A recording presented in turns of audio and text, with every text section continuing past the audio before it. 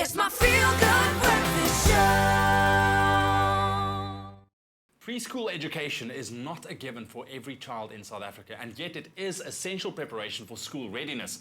This morning we speak to creative parenting expert, speaker and also author Nikki Bush about this national crisis we are facing. Nikki, lovely to have you with us. Thank you. This is rather sad, thinking about the fact that, not all South African children, got the opportunity to attend a preschool. Why would you say preschool is so important, so vital for school readiness?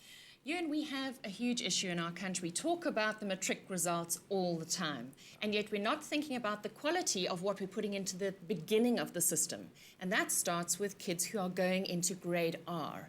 And we've got about 6 million children under the age of 6 in this country, the majority of whom do not have access to preschool education. So they are going straight into grade R without any preparation, because you would normally have 2 to 3 years of preschool education leading up to grade R. But because preschool education is not government funded, it's private, and it's expensive.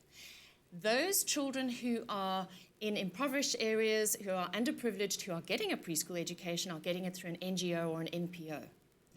So you can see that the majority of our children are not being prepared for grade R, which makes grade R a band-aid year, where everything, all the foundations for reading, writing, and maths get done in 1 year flat, which puts huge pressure on the teachers and puts incredible pressure on these little children who learn over time. That's it. And we're putting this 1 year, they've got to do it all. And so what happens is we develop learning gaps in the foundation. So think about a wall which is missing bricks. There's holes in there, it's not going to be strong. And as you go up through the system, it gets taller and taller, and if the foundations have got cracks and holes in them, it's not a strong foundation, it's wobbly. And if you don't fix the gaps early on, they get bigger and bigger as the kids go on. And then we find they battle with high school maths, they battle with high school English, they drop out of school. And we have kids who are going into the workplace who don't have basic literacy. I went into a hardware store the other day and asked for a plank of wood to be cut up into certain sizes. And the young guy behind the counter, even with the aid of a calculator and a computer, couldn't do this. Now, it's something that a child in grade 6 or 7 should be able to do. So you can see how it translates eventually. And we have employers who are battling to find kids who are employable. And we actually go back to these preschool years. Now, I want to ask you this. I know that you said, it's absolutely vital, from an academic point of view as well, but I'm sure from a social point of view as well, from a very young age, to be exposed to, be dealing with different kind of personalities and little other kids. But the fact remains is that there's, not everyone has access to preschool. So I think the responsibility falls very heavily on the parents.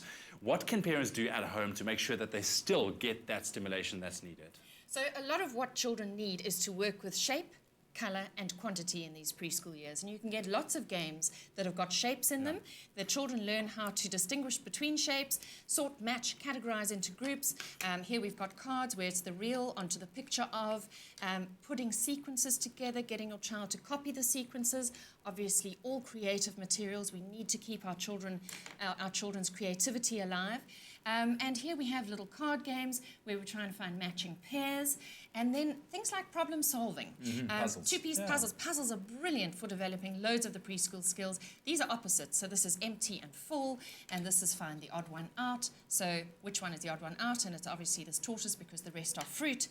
And really these early years of learning are to create a sense of wonder in a child about how learning occurs and to make them interested and fascinated by their own learning for the rest of their lives. If we don't instill a love of learning early on, then we have a problem because kids drop out because they don't see the value of it. And this is just a lovely, for me, hippie stick, which is a representation of the wonder that a preschool teacher and parents in partnership can develop within children about their learning journey. So basically instill creativity, instill fascination, exactly, and make sure that the children just enjoy their childhood by learning and playing.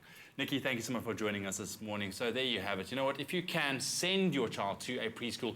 If you can't, you know what? As parents, you need to go do a little bit of research and then do fun things like Nikki described for us this morning at home to make sure that you do get your child ready for school and build a solid foundation.